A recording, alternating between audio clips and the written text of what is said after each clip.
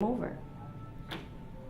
So give yourself more, be yourself more, and just be, because that's what you're meant to be. Thank you.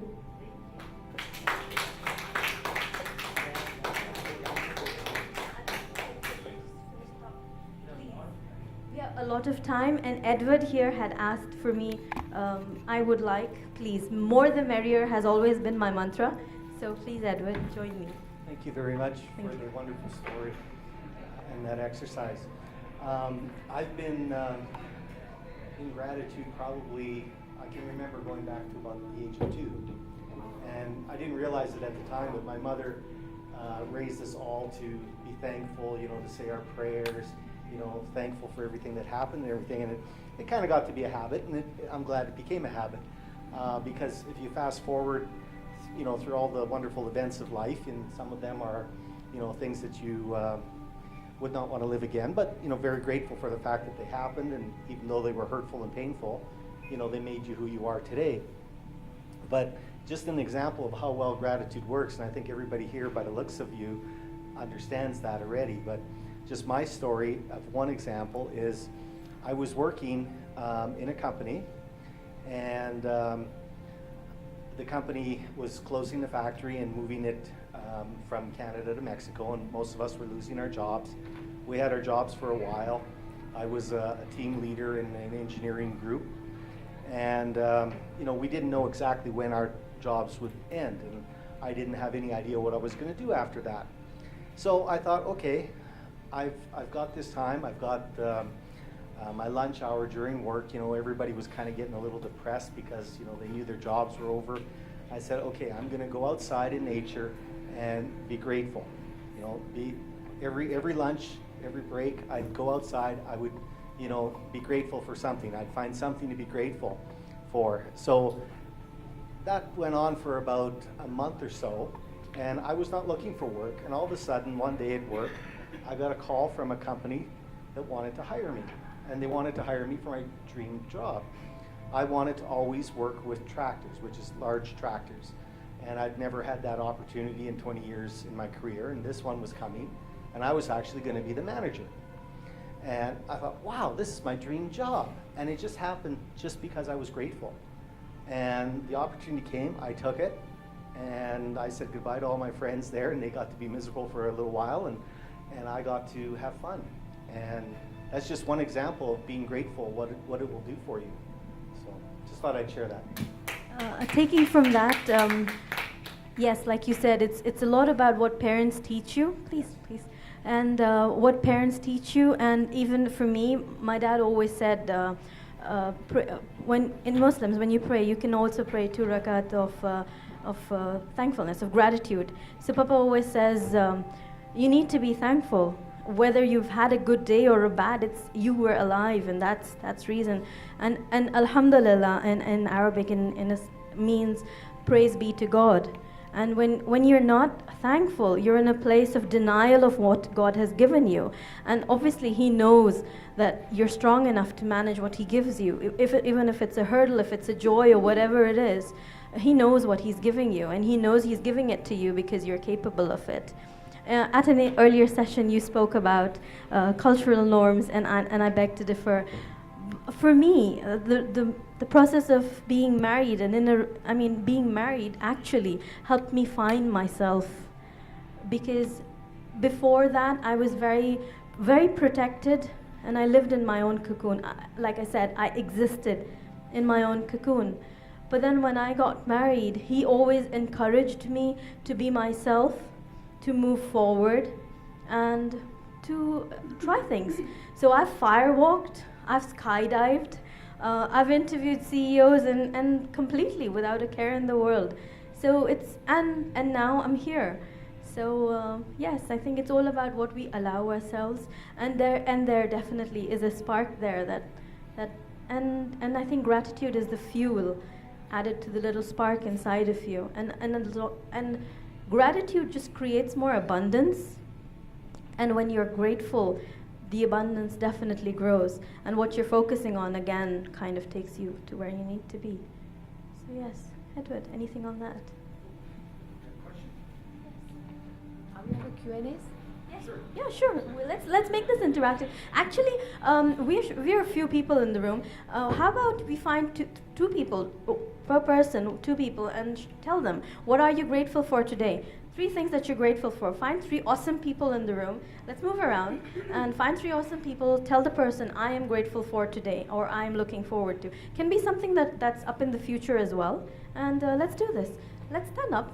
Just So yes. yeah, I'd like to share something about gratitude. Yes. Right now, there's a lot of people getting into meditation because of the stress and stuff like that. And one aspect which is becoming very popular is called mindful eating. I had spoken about my 2 days ago. I had two topics on as a nutritionist, and one was dating back 5,000 years ago, which is called the Ayurvedic, or the most ancient system of medicine that is known in this universe. And yesterday I spoke about lifestyle changes in health and all. So in that I just made a mention of it. And mindful eating, which a very close school friend of mine explained to me, is related to gratitude. So I'd like to share it. And I thought it was so nice that right from the time we take the morsel, can I come there so everybody is not Yeah, please, inconvenienced? please come here. So she said something very lovely about, and I asked her, what is this mindful eating and how is it related or connected with meditation? And she says, not only eating slowly, which is supposed to be good, you take in all the juices, look at this, feel the color, feel your senses, enjoy it. But she said we have to be grateful right up to the point when the farmer sowed that seed to make the food for you, or from wherever, if it's an egg, to the chicken and the person who fed that chicken. And not only that, from the seed, but then it boils down to the nature giving you the rain, the people tilling that soil, and the mother earth for bearing the grain to you, So I thought that was such a complete way of expressing gratitude. And because you're talking about gratitude, I just thought I'll just share this little experience. And I think even with mother, it goes all the way up to source at the Yeah, end of it. so this is just one example about eating every single thing on your plate. And I started following that, and trust me, I think I probably lost 2 or 3 kilos just by mindful eating. And I experienced it myself as a dietitian, because anything to do with diet or nutrition, I am more first person to start trying out those techniques, because I want to see if it works on me first, then I can give the suggestions and help other people. So I tried it on, and seriously, it really worked. And I was so amazed that something like that, something so simple, can work. Maybe because you're all wholehearted about the food that you're eating.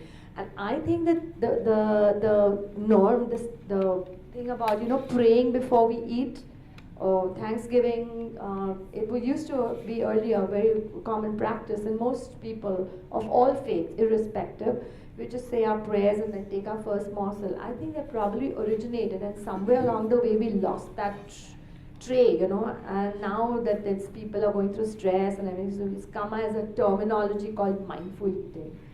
So gratitude be to Thank everyone. you for sharing that. Gratefulness also, I think, is nothing but a form of positivity. So what we need to basically do is be positive about everything. I know that we're surrounded by negativity. I'm a media person. I've been a media person for the last 20 years. And if you actually switch on the TV or look up the newspaper, the only thing you see is negativity. So as a media person who is in that fraternity, you're surrounded by negativity. So what you are trying to do is remain positive. And what I do in my line of work is I always look at all the positive things in that negativity. And we have WhatsApp groups in our neighborhood, which is in Bangalore. And what we do is every time there's someone injecting negativity into it, I tell them, yes, you have a problem, but can you come up with a solution? So the moment you say that, everybody starts thinking positive, because they're thinking of how to solve that problem. So one more thing I realize is that it's not like you are surrounded by problems and there are no solutions. There are solutions to every problem, but since we are only focusing on the problem, the solution is never there. So the moment you say, hey, if you go to any counselor, that's what he will do. He's not actually giving you a solution, because you are the solution. So he will just ask you, hey, what do you think is wrong with your relationship? So you will come up with your own answers, and those answers are your solutions. So what I always try and do is find positivity in everything and dispel negativity by saying, hey, start thinking positive and life will happen. Otherwise you will just exist, like you said. Thank you. Thank you. Anybody else? I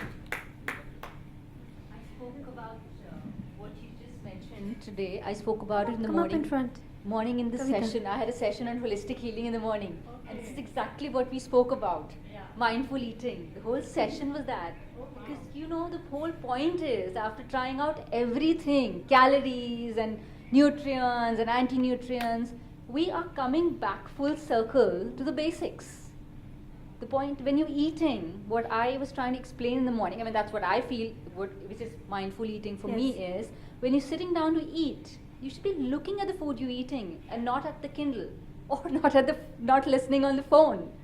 Because only then all your faculties are concentrated on the food. You're looking at the food, you're tasting the food. Your brain can tell you when you're full. Otherwise, your brain is busy listening to what is happening, what is coming via the phone, right? So you won't even know when you're full, and you'll continue to eat. And your stomach, also your digestion works only when you can let it work. Concentrate it. So that is mindful eating. And of course, she's added on a big point on gratitude on that, which makes you cut off from the whole thing and make the process of eating a very positive experience. Instead of when you're eating and thinking about what else is stressing you or which presentation you have to finish the moment you finish your lunch, then you're not really making the most of that meal. It makes it more nourishing. It Yeah. nourishes the soul and Exactly. also the If body. your digestion is working fine, Correct. you're able to derive all the nutrients that you're supposed to derive out of that food that you've eaten. Otherwise, it's also a machine, right? It might go in and go out, and you might not be able to get out what you really should from that food. And plus, one more thing very important, we should at least feel grateful that we are at least getting a meal. There are so many people who have hunger and malnutrition.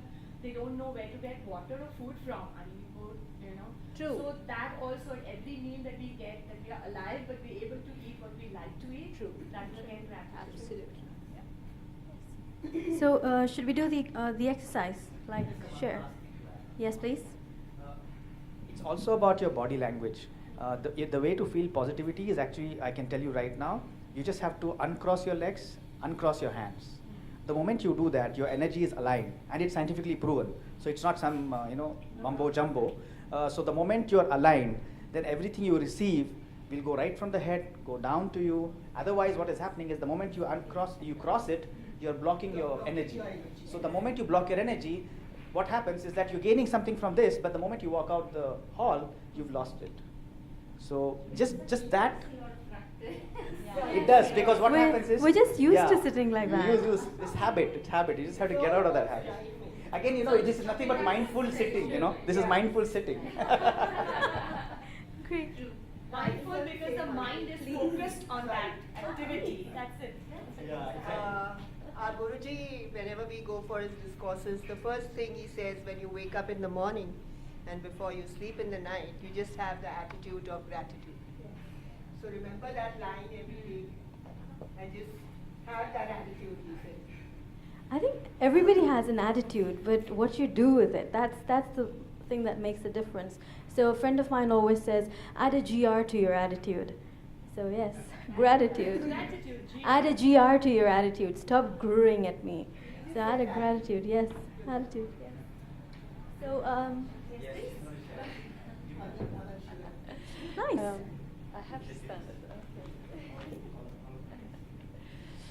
Now, I just wanted to share also something that the moment I started to experience gratitude